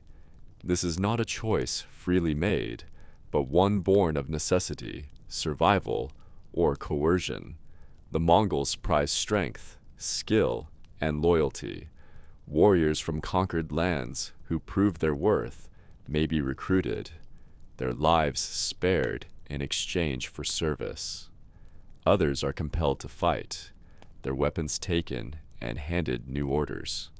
Some join willingly, seeing in the Mongol cause a chance for status or survival in a changed world. You witness these conscriptions firsthand. Able-bodied men are separated from their families and marched to training grounds. They learn quickly the demands of Mongol warfare, the importance of mounted archery, speed, and discipline. The lessons are harsh. Mistakes are punished severely. Life in the Mongol army is rigorous. Warriors ride for days without rest, living off the land and their horses. They sleep little, eat sparingly, and train constantly. The bond between rider and horse is sacred. A warrior's survival depends on the strength and stamina of his mounts. As a recruit, you are taught to shoot arrows from a full gallop, to fight with both bow and sword, and to obey orders without question. The Mongol military structure is strict but efficient, with clear chains of command and coordinated tactics honed over decades of warfare. The army moves swiftly and strikes decisively. You join campaigns across vast territories, rolling plains, rugged mountains, dense forests. Each battle tests your skills and endurance. The Mongols fight not only with weapons, but with strategy, using feigned retreats, ambushes, and psychological warfare to overwhelm enemies. Despite the brutality, there is a strange camaraderie among the riders. Bonds form between men who share the hardships of the road and the dangers of battle. Loyalty and honor, though harshly defined, hold the army together. You carry memories of your old life, the town lost, your family scattered or enslaved, but survival now depends on your place in this new order. To refuse service is death. To serve is a chance, however slim, at life. You ride with the Mongols not as a conqueror, but as the conquered, a witness to an empire moving relentlessly across the world. The days blend into one another, marked by the rhythm of hooves, the crack of arrows, and the distant echoes of war. In the days, weeks, and months after conquest, whispers of rebellion ripple through the occupied lands. Yet, beneath these murmurs lies a harsh truth. Rebellion against the Mongols is not just difficult, it is nearly impossible. You hear stories from neighboring villages and distant towns, tales of brave souls rising up, attempting to throw off the Mongol yoke. Some manage to gather small bands of fighters, launching raids on isolated patrols or attacking supply lines. For a moment, these acts spark hope, but the Mongol response is swift and unforgiving. Their armies move faster than any other. Scouts track rebels with precision, and their punishments serve as stark warnings. Entire villages suspected of harboring insurgents are razed without mercy. Survivors are enslaved or executed. Resistance is met not just with force, but with terror. You witness the aftermath of one such rebellion near your town. Smoldering ruins stretch across the landscape. Bodies lie scattered among the ashes. Fields are scorched to prevent regrowth. The few who survive are broken, their spirits crushed. The Mongols do not just fight battles, they wage psychological war. Their reputation for brutal reprisals spreads far and wide, discouraging others from rising. Fear becomes a weapon, more powerful than any sword. Within your own town, this fear settles deep. People speak quietly, if at all, hiding any dissent behind cautious smiles. Old grudges are forgotten, replaced by a shared desire for survival. The elders warn against any thought of rebellion. They remind the people that open defiance means destruction. They urge patience and caution, hoping for a day when the empire's grip might weaken. You understand the logic, but it feels like a slow strangulation. The desire for freedom remains, but it is suffocated beneath the weight of fear and the reality of Mongol power. You watch as the town adapts. Cooperation with the Mongols increases, often grudgingly. Informants and collaborators appear, whether out of loyalty, fear, or pragmatism. In this new order, rebellion is not just unlikely, it is deadly.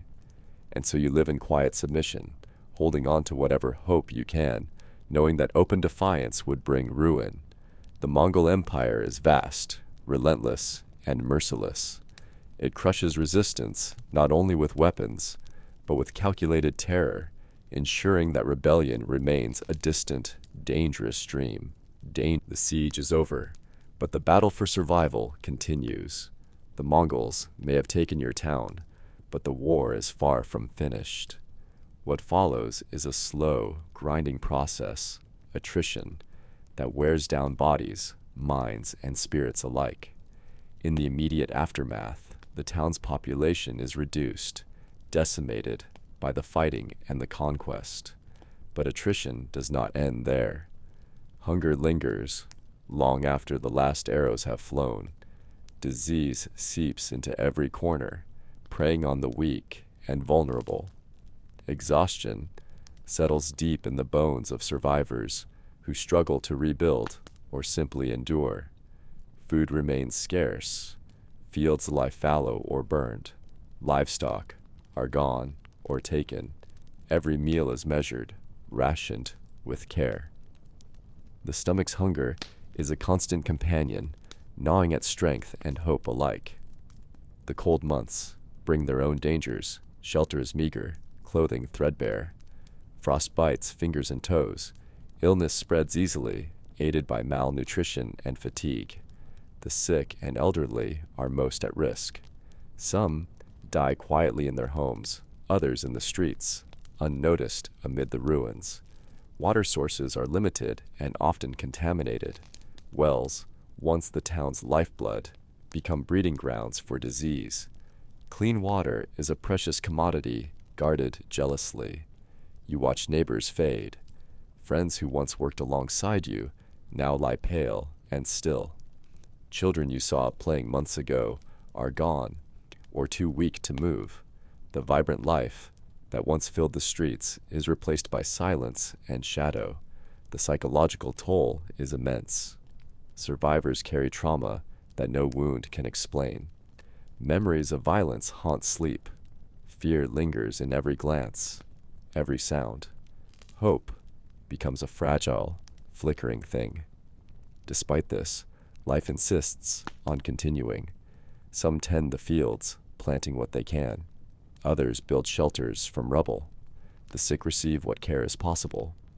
Community endures, even in diminished form. The Mongols, too, understand attrition. Their armies do not rely solely on force of arms. They control resources, restrict movement, and wait patiently. Starvation and disease do much of their work. Resistance is broken not only by swords, but by the slow erosion of strength. The empire moves relentlessly, sustained by discipline and strategy. You learn that survival now means endurance, outlasting the slow drip of hardship, holding on through every empty stomach, every cold night, every silent day. Attrition is a war of patience, and in this war, the Mongols are relentless. Disease is the silent conqueror that follows in the wake of armies and empires. The Mongol invasions are not only marked by swords and siege engines, but by the invisible, relentless spread of illness that devastates populations far beyond the battlefield. In your town, the first signs are subtle. A cough here, a fever there. With so many people crowded into cramped quarters, refugees and prisoners packed together, illness spreads quickly. Sanitation is poor. Wells are contaminated. Food is scarce and often spoiled. The perfect conditions for disease to thrive. You see the toll it takes. Children who were once full of life grow weak and listless.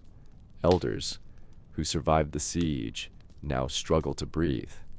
Families lose members one by one, sometimes before they can even be buried properly. The healers do what they can with herbs and old remedies, but their knowledge is limited, and the sickness moves faster than any cure. The plague, smallpox, typhus, names whispered in fear, become everyday realities. The Mongols themselves are not immune. Their vast empire moves people and goods across continents, unintentionally carrying disease along trade routes. The famous Silk Road, once a highway for spices and silk, becomes a pathway for pestilence. Some historians believe that the Mongol expansions helped spread the Black Death centuries later. Though this is far beyond your town's experience, the pattern of disease following conquest is clear and deadly. In the occupied lands, disease weakens resistance even more than swords. Soldiers fall ill in camp. Farmers cannot tend fields. Populations shrink. The social fabric frays. The fear of sickness adds to the terror of occupation. People isolate themselves when they can, but with so many trapped behind walls or in camps, escape is impossible. You watch as the community becomes a shadow of itself, ravaged not just by war, but by illness. The sick are sometimes abandoned, left to die alone. Funerals are rushed or forgotten. This disease becomes part of the legacy of the Mongol invasions, an unyielding force that changes demographics, economies, and histories. Survival is no longer just about fighting enemies, but about surviving the invisible killers that follow. You lie awake many nights, listening to coughing in the darkness, wondering who will be next. The relentless advance of the Mongol Empire means that no place remains truly safe.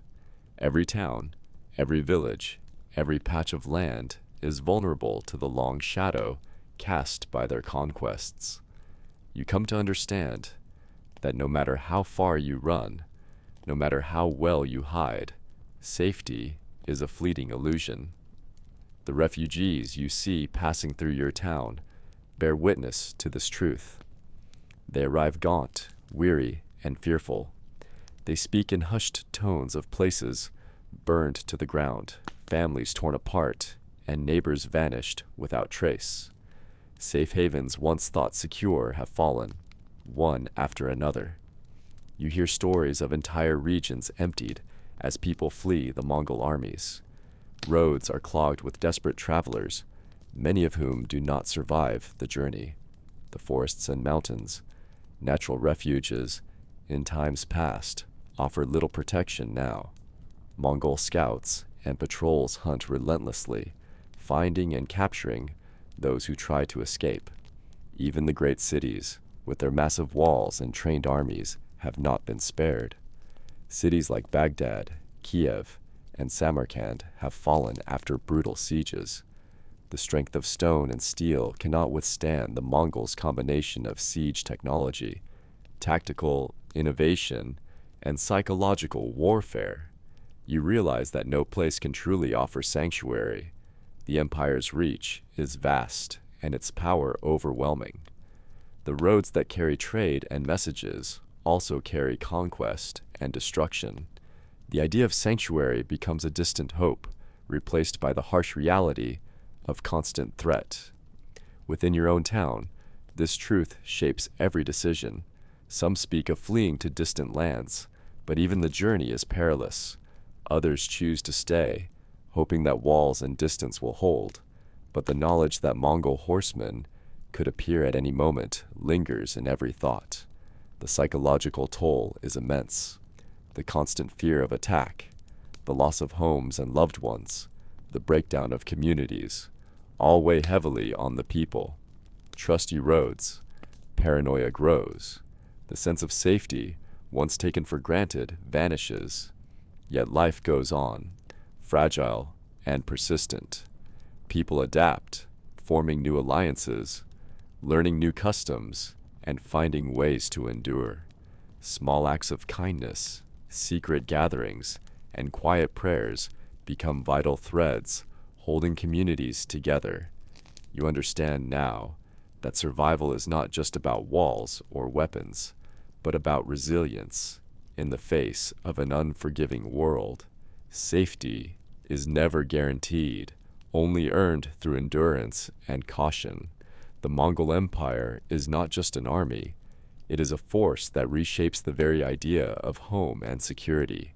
And in this new world, you learn to live without the comfort of safety, always watching, always waiting.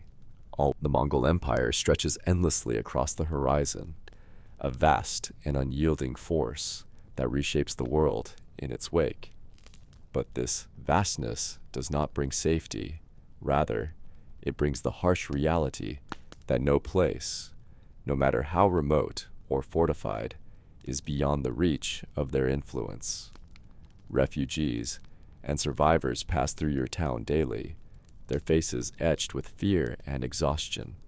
They tell stories of cities burned to ashes, villages razed without warning, and families torn apart by the relentless advance of the Mongol horsemen.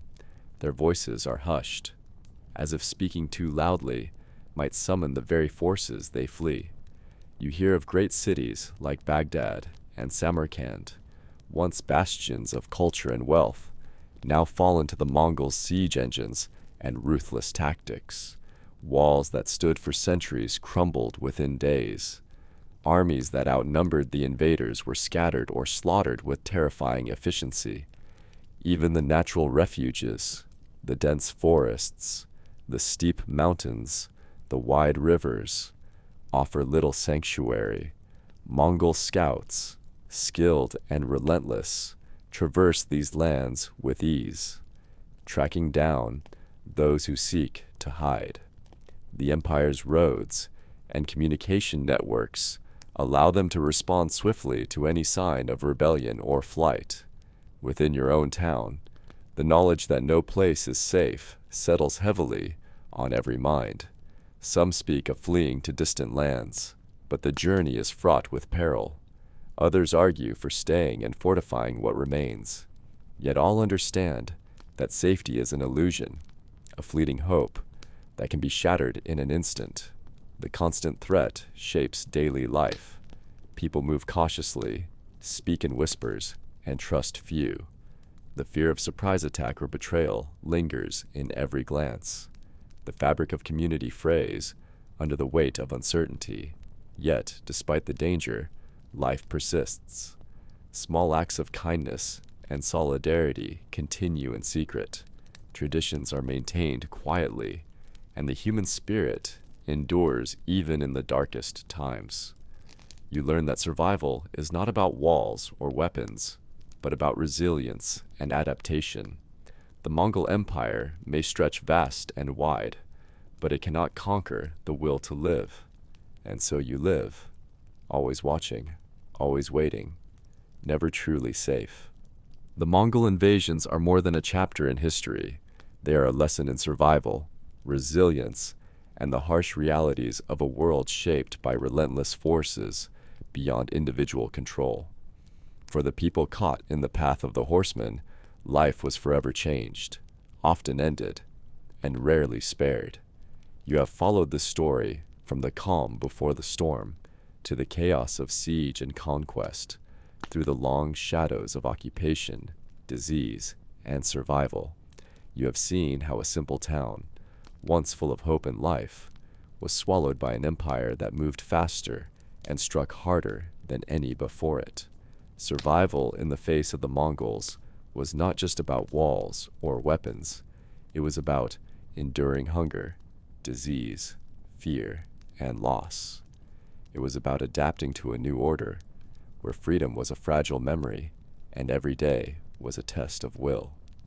You would not survive the Mongol invasions, not because you lacked courage or strength, but because the forces arrayed against you were overwhelming, swift, and unyielding. The Mongol horsemen did not just conquer lands. They reshaped societies, economies, and cultures. They introduced new systems of rule, trade, and communication that echoed across centuries. Yet, amid the devastation, there were stories of resilience, communities that rebuilt, individuals who adapted, cultures that survived and thrived in new forms. The Mongol Empire was not just a story of destruction, but of transformation. As you reflect on this history, remember that it is not distant or abstract. The lessons of the Mongol invasions speak to the fragility of safety, the power of adaptation, and the enduring spirit of humanity. You have journeyed through a world where survival was uncertain and the future unknown. And though you would not survive, your story, like theirs, becomes part of the greater human story, one of struggle, endurance, and the relentless passage of time. So as the horsemen fade into history, their shadows remain, a reminder that the past shapes the present, and that survival often demands more than strength. It demands patience, resilience, and sometimes acceptance.